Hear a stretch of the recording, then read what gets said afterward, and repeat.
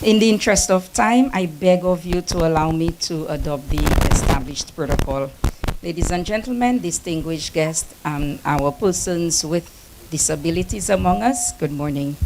The Ministry of Equity, Social Justice and Empowerment is pleased to be a part of today's observance. International Day of Persons with Disabilities 2024, guided by the theme Amplifying the Leadership of Persons with Disabilities for an Inclusive and Sustainable Future. Honorable Joachim Henry sent his profound regards. He's currently out of Ireland attending to matters of equal importance.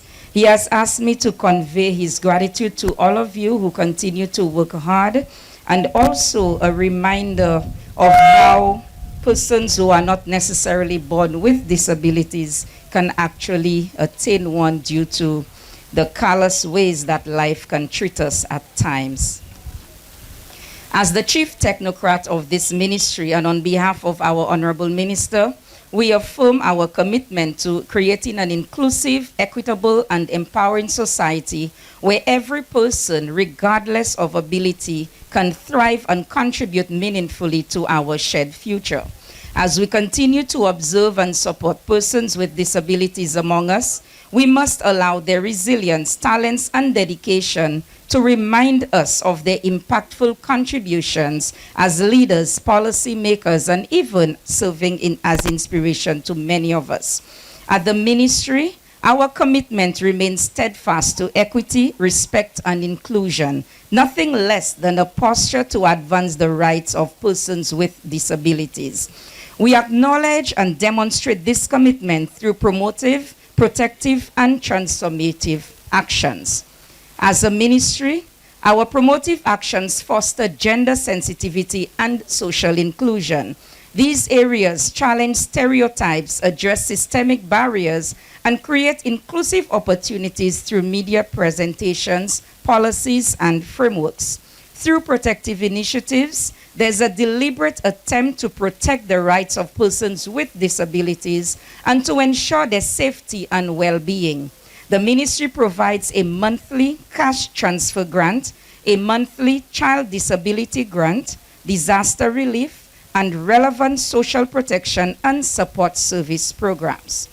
As a ministry that advocates for a transformative agenda, the Ministry of Equity seeks to foster an inclusive and equitable society where everyone feels safe and respected.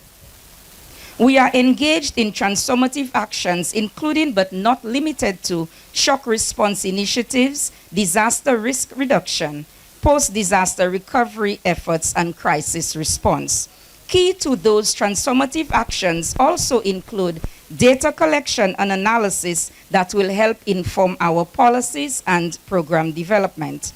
Today's observance marks a significant milestone for the Ministry of Equity as we graciously prepare to hand over the draft policy to the Ministry of Home Affairs, Crime Prevention, and Persons with Disabilities, with Honorable Jeremiah Norbert and P.S. Elizabeth Bailey at the helm.